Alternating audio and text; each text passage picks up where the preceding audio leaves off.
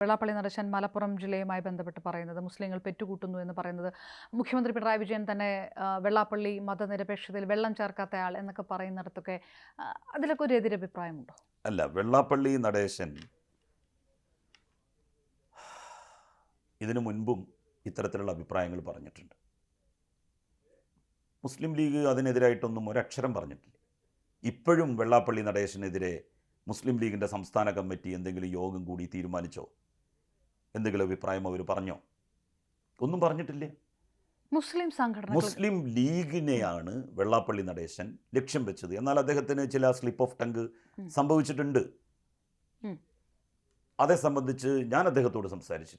അപ്പോൾ അദ്ദേഹം എന്നോട് പറഞ്ഞു, ഞാൻ മുസ്ലിം സമുദായത്തെ അല്ല ഉദ്ദേശിച്ചത്, ഞാൻ മുസ്ലിം ലീഗിനെയാണ്. ഒരു പൊളിറ്റിക്കൽ പാർട്ടി എന്നുള്ള നിലയിൽ മുസ്ലിം ലീഗ് ഞങ്ങളോട് മലപ്പുറം ജില്ലയിൽ നീതി ചെയ്തിട്ടില്ല എന്ന കാര്യമാണ് ഞാൻ സൂചിപ്പിച്ചത്. മുസ്ലിം ലീഗ് ഉൾക്കൊള്ളുന്ന പിന്നോക്ക മുന്നണിക്ക് വേണ്ടിയിട്ട് ഞാൻ വളരെ കൂടുതൽ പ്രയത്നിച്ച വ്യക്തിയാണ്. അതിനുവേണ്ടി ഒരുപാട് പണം ഞാൻ ചെലവാക്കിയിട്ടുണ്ട്.